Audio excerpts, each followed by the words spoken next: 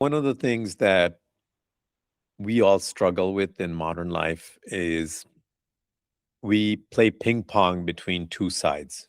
We are either, if I take an inventory of everybody's thoughts, it would fall into two buckets. So one bucket is some regrets of the past, right? You're thinking of something that happened in the past, and I should have done this. How come you said that to me?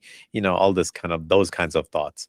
And then the second bucket is some anxiety or anticipation of the future, right? You're always thinking, oh, I got to do this, I got to get that done, I want to make sure that thing is done, that is like that. And so you play ping pong, right? You go some regrets of the past, something of the past, something of the future. So you play ping pong, but you never pay attention to what is in front of you, and the present and the here and now.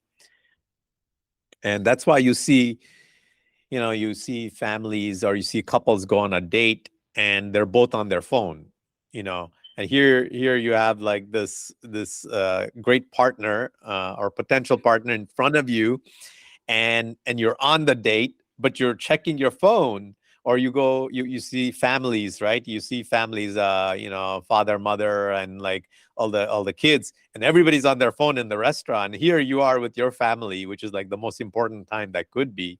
You're at this great restaurant eating a meal, and everybody is either you're checking old messages or you're planning something about the future. So you're still playing that ping pong between the past and the future, but your family is sitting in front of you right here and now, and you don't pay attention.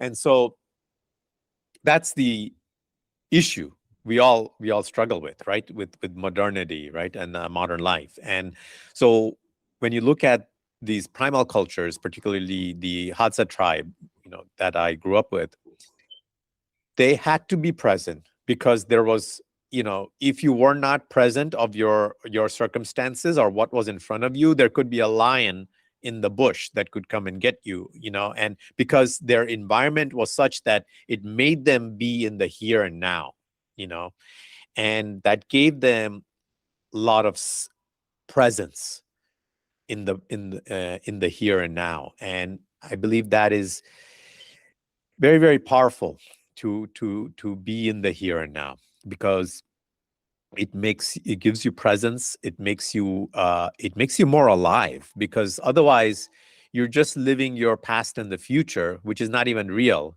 But you miss the life, the reality that is in front of you. That's incredibly powerful. And, underpinning this entire conversation, really, we're talking about tribes. We often do those metaphors of, oh, you have the amygdala firing up right now because it's your genes of what if the lion will come after you and you had to run. And here we are right now talking about people literally running away from lions. And in the modern world, because, fortunately, we typically are not running away from wild animals, the proxy that we end up dealing with is, oh, hey, is my boss going to send me that spam email? Am I going to be in trouble?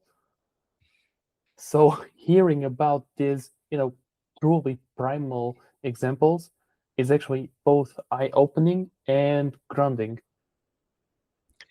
Jose, and that aspect of having that awareness and that mechanism to have that acute stress, right? So if a lion jumps in Mhm. front of you, you better be present, and be you better be stressed out, or you have to have that stress response to be able to either fight or flight. You know what I'm saying? And I don't think they're going to be fighting the lion, but they're going to be more like running away from the lion, right? But kidding aside, in but when that acute stress was over, they also had a deep moments of relaxation, where they were that whole stress response was completely turned off. When they were eating, they were eating. When they were sitting by the fire, they were sitting by the fire.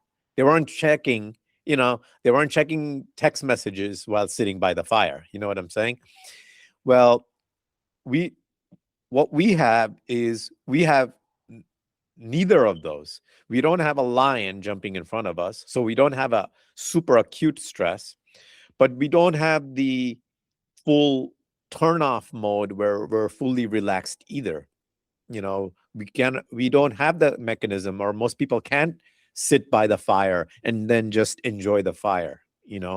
So you don't have that on switch and you don't have an off switch. So your switch is like stuck in the middle, where you're doing everything kind of like half-hearted in a way. You know what I'm saying?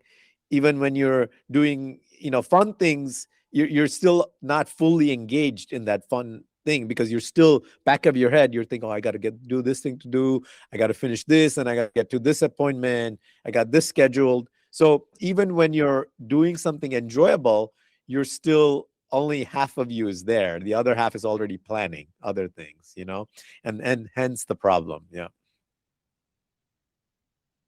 Is this something that you would relate to that feeling of boredom? Because, for example, eating your lunch in front of your screen while you're watching like an episode from your favorite show, that's not boring. That's highly stimulant to you. But you're also, for example, not present in the moment of enjoying your food. Like you're not, quote unquote, sitting in the campfire eating your food. Is that one of those moments where you advocate for people stepping back and feeling a little bored to actually enjoy the present? Most people have not completely experienced the present, because if people do, there is so much life in it. Just sometimes, even if you could sit and just observe your breath and be fully present right now, that feeling of just being here is so tremendous that you don't really even need any stimulation. You could be just out in the sun, in the lawn, or somewhere sitting on a bench and just be fully there. If people can actually experience that, they'll realize that it's way better than any TV show, because that's life. You're experiencing the here and now and life as it is, right? What could be better than that? It's it's the reality that you're experiencing, right? You're watching a TV show that was recorded years ago or months ago. How can that compete with something that is alive and in front of you right now? Which is, when you actually experience it, it is way more powerful.